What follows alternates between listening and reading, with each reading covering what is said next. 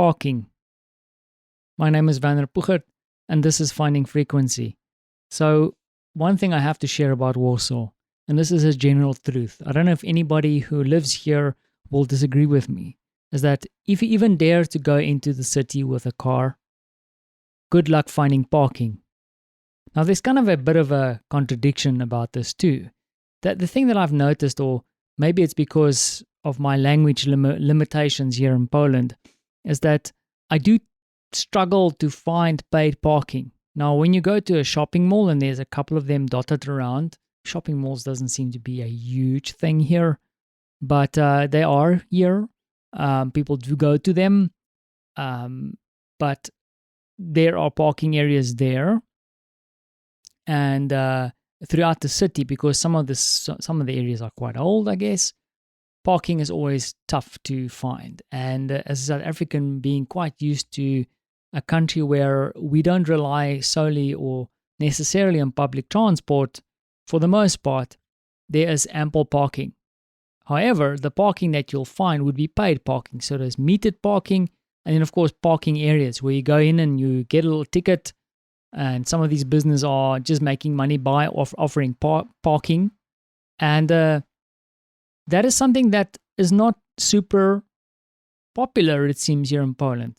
You have these kind of little dodgy areas where someone owns a piece of land close to something, to a venue or whatever, and he'll stand outside with a little garden chair and then randomly sell you some tickets to go park. And it's relatively expensive to park there.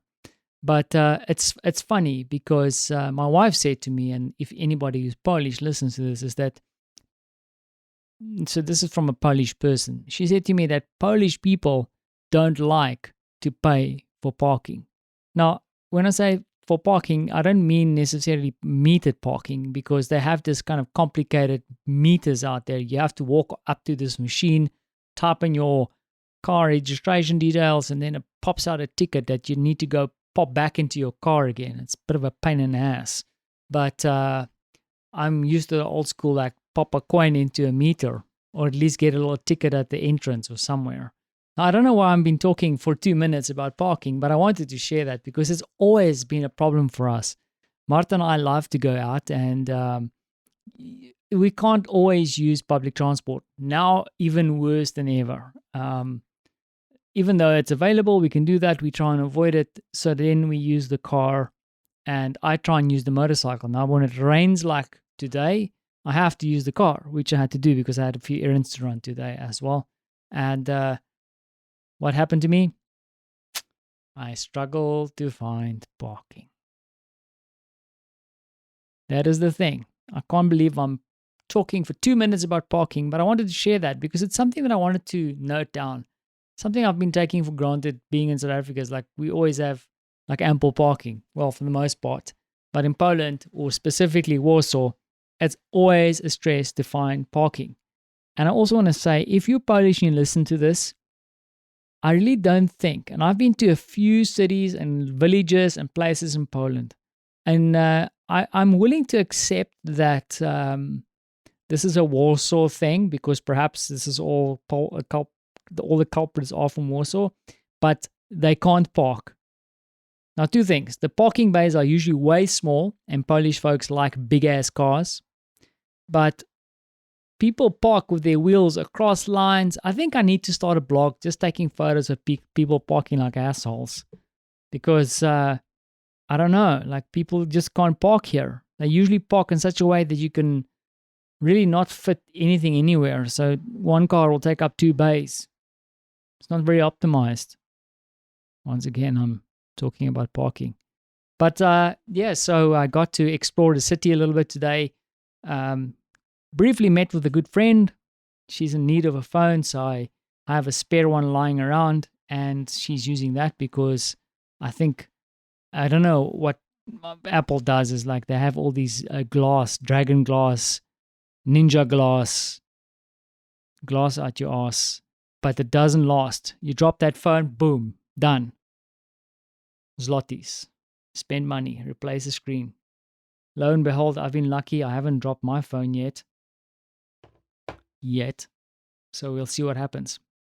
And from the ramblings, you can hear that I'm definitely back behind my desk, slowly but surely getting into the flow of things, catching up on administration, some backlog stuff, trying to get back in the flow of looking after the client that I've left. And the kind of thing that sits in the back of my mind as I'm preoccupied with parking, what I'm really preoccupied with is, what does the future hold?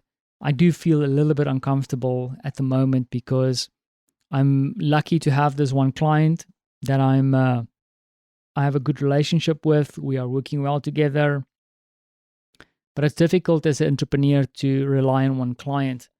I'm also not actively really looking for new business. That's kind of dried up. So in the next couple of months, probably, I want to give myself a deadline. I'm doing it right here. Probably in the next 3 months, I'll have to make a decision about what I'm going to do from a employment perspective. My wife and I started talking a little bit about it, and I want to push my entrepreneurship forward, but perhaps I have to weather the storm a little bit more. That's the idea. But I'm going to have to decide what I'm going to do going into the future. And I must be honest, I've kind of, and it's probably also because I just came back from holiday and I'm feeling this kind of holiday blues, that I'm not really motivated at the moment to do the kind of new business approach. I mean, I'm totally stoked and excited about some of the projects I'm doing for my current client, but I'm happily doing that. And I don't know if it's like a good strategy or not. The other thing is that I'm also, I'm trying to think about, what is the strategy you should follow? Should you hold your cards close to your chest and be patient? Because sometimes I have this ability to be totally impatient and then making quick decisions, which work sometimes and don't. Now, at the moment, I'm erring on the side of patience, really trying to see what's going to happen in the next couple of months. I have a sneaky feeling that we are going to definitely have a second wave of the pandemic, just based on what I'm observing around me, trying to be calculated, not negative, thinking about and looking at behaviors. I mean, even today when I was in the city, I went into not many, a couple of main brand stores and then one smaller shop. And specifically in the smaller shop, there was a youngster working behind the counter, and he wasn't wearing a mask at all. And it felt kind of uncomfortable because I walked in there and I was like through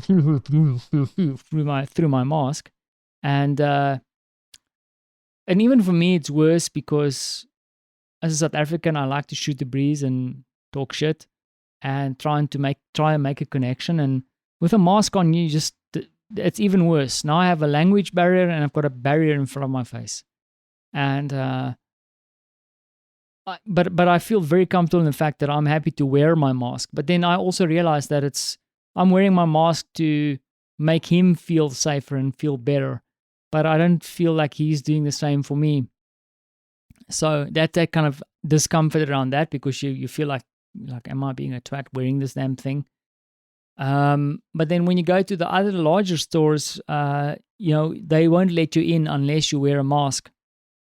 I don't know if the mask thing is it's important, but I don't know if that is really the most important thing. I'm still thinking that it is very important to wear it, but it's not stopping. It's not 100% kind of protection. So if we're going to be operating like this, and especially after what I saw the holidays, there's definitely going to be an increase. Another thing I would also say is that I think Poland and a lot of the countries in this area can't afford to really close down their economies. So I don't expect us to go into another lockdown per se, like we experienced before. I don't think we can afford it from an economic perspective. There might be some more restrictions on movement. Who knows? But we'll have to see and wait this out and see if this second wave is going to actually come or not. It's very difficult to actually gauge at the moment. The other thing that I'm worried about is my fellow countrymen in South Africa. It's strange how I go from parking to COVID, but I need to script these things a little bit better, to be honest. But South Africa is not doing great, and I have so much family and loved ones over there, and mates, that I am concerned about how they're being exposed. Also playing with the idea that I wanted to go back to South Africa to go visit my family. Now that's not going to happen. And when will it happen again? That's the other thing. Because I love to see them. I love to go and give my mom a hug and my old dad. They're doing well, exercising, getting into a flow of things. And I think that's the thing, routine. I think one of the friends that I recorded said that you have to have your rituals.